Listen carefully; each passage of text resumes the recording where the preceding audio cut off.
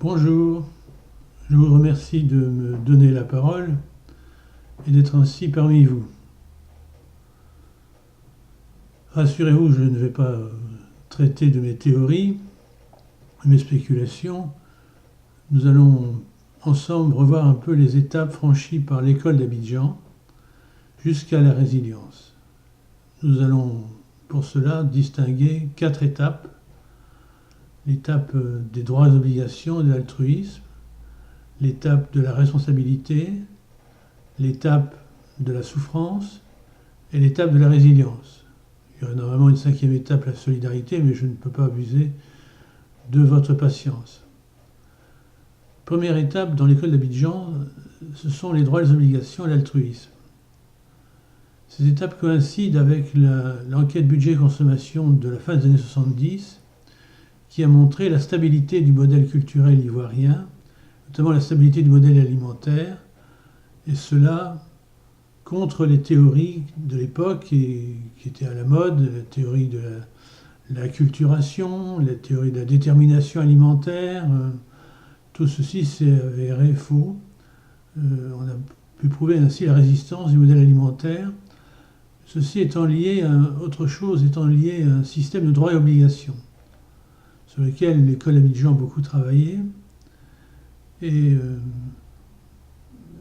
on montre que les droits et les obligations entraînent de nombreux paradoxes. Par exemple, Denis Riquet-Desjardins montrait que le riz consommé en ville était du petit riz de la campagne et que le riz consommé à la campagne était plutôt du riz parfumé thaïlandais. Pourquoi ? À cause précisément des échanges et des transferts d'enfants.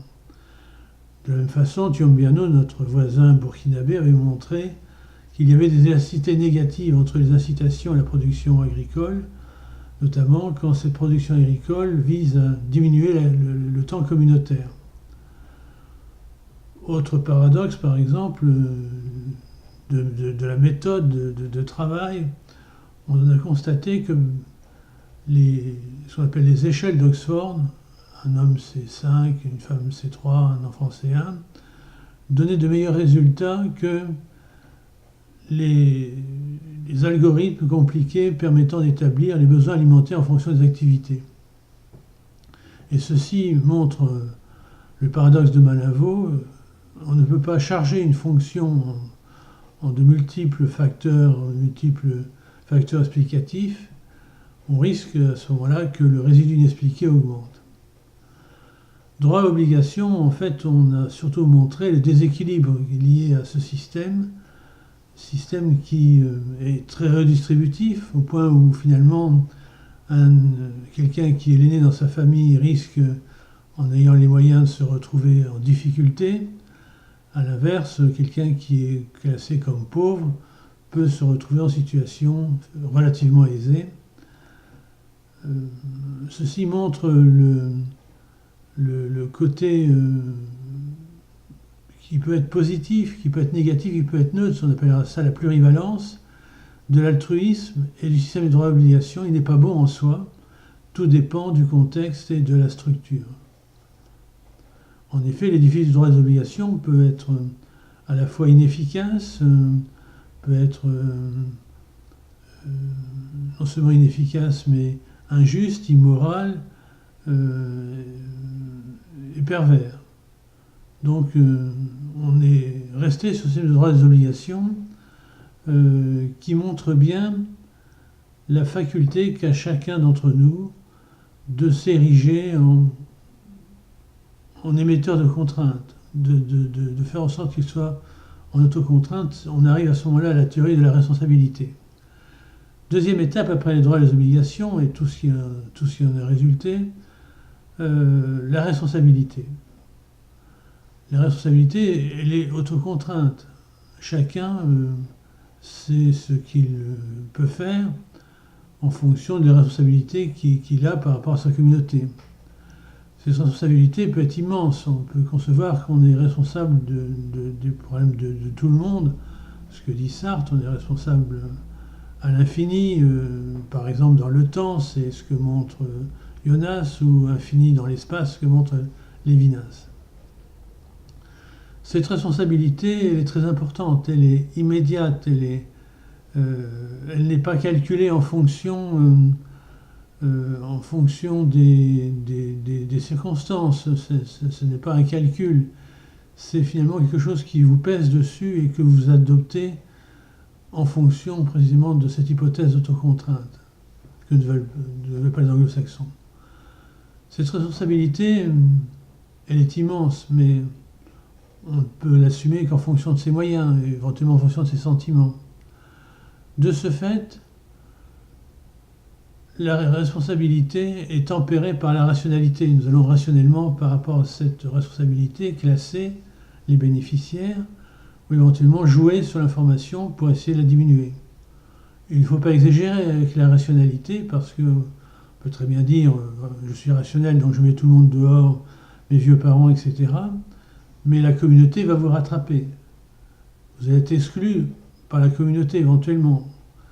Il faut donc soigner la raisonnabilité de nos actions, notamment en matière de responsabilité. Il faut conserver un certain nombre de responsabilités, sinon on sera exclu de la communauté.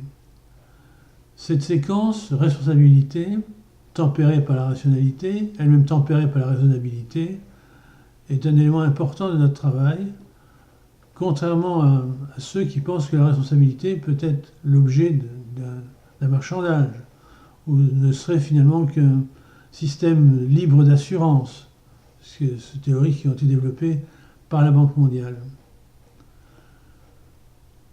La responsabilité, elle peut être disproportionnée, elle peut amener des cauchemars, à la souffrance, etc.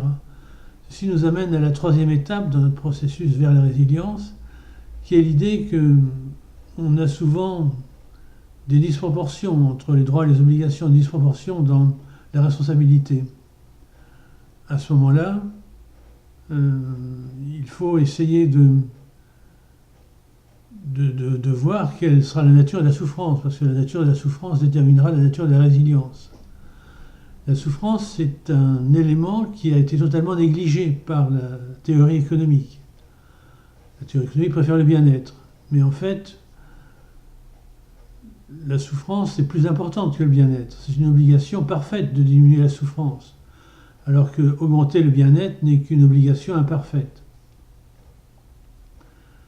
Donc, comment résoudre ce problème de la souffrance ? Bien tout dépend de la résilience, qui est la quatrième étape à laquelle nous sommes parvenus actuellement. La résilience signifie pouvoir rebondir, pouvoir sortir de la situation dans laquelle on se trouve, situation de souffrance. La résilience dépend bien entendu de caractéristiques personnelles. Il faut avoir une certaine force pour s'en sortir. On parle quelquefois de mystère de la résilience. Tant des gens qui sont en difficulté peuvent s'en sortir. Mais les qualités personnelles ne suffisent pas. Il faut un environnement favorable, et notamment un principe de précaution qui sera institutionnel. Ce principe de précaution humain et social n'existe pas pour le moment. Il existe un principe de précaution pour l'environnement naturel. Ce principe de précaution institutionnel est important, notamment dans un pays comme la Côte d'Ivoire, qui sort d'une guerre civile, et où il faut trouver un équilibre entre la nécessité de rappeler les faits, tout ce qui a été catastrophique dans cette histoire, et à l'inverse, ne pas se taire complètement. Donc il faut à la fois rappeler les faits et à la fois savoir se taire, savoir oublier en fait. Cet équilibre a été par exemple travaillé dans la communication de Mama Ouattara, Jean-Marcel Coffy, Jean-Luc Dubois, Jérôme Ballet, moi-même l'année dernière pour le dernier colloque du GRED. Il faudrait que je traite une cinquième étape qui est la solidarité, au-delà de la résilience. Mais j'ai déjà abusé de votre patience. Je suis d'ailleurs très content d'avoir pu communiquer avec vous.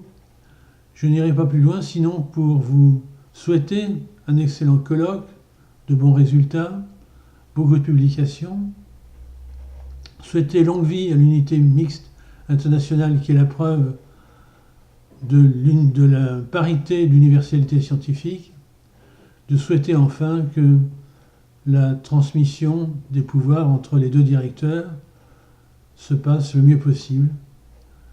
J'en ai terminé, je vous remercie de votre attention. Merci.